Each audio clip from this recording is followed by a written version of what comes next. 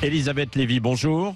Bonjour Patrick, bonjour à tous. Ne m'appelez plus Ville Lumière pour Paris, à partir donc de la semaine prochaine, le 23 Vous n'avez pas septembre. l'impression de me flinguer ma chute, j'espère. Oui. Ouais, voilà, c'est... Voilà, mais non, mais bon... Non mais je rêve. Donc c'est vraiment, oui, c'est la dernière trouvaille du progressisme écolo, c'est éteindre la ville lumière. Oui. Absolument. Vous avez raison Patrick, les noctambules parisiens n'ont plus que quelques jours pour profiter du somptueux spectacle de la Tour Eiffel illuminée qui joue avec la lune et les étoiles d'ailleurs.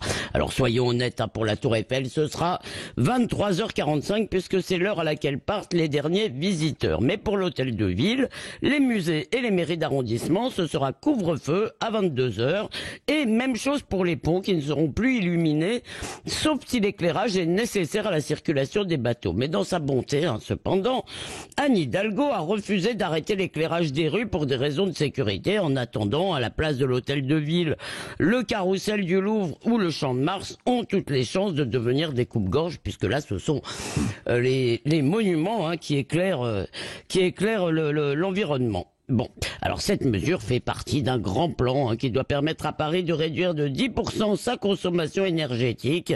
1 degré de moins dans les piscines, de 27 à 26, ça devrait aller. Oui. Et dans les bureaux municipaux aussi, on va passer à 18 degrés. Faudra quand même prendre sa petite laine.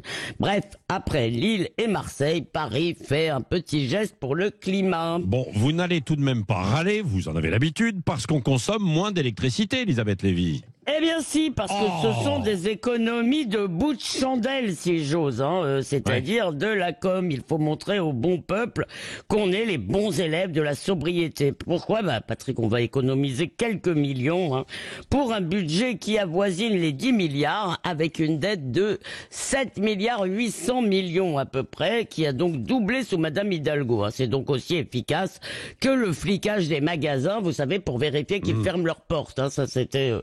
le mois dernier, me semble-t-il. En fait, en se passant d'une palanquée d'aménagements qui sont absurdes et de constructions hideuses, eh bien, on ferait certainement plus d'économies. Alors, vous me direz, c'est le symbole. Bah oui, c'est le symbole, mais c'est le symbole de quoi ?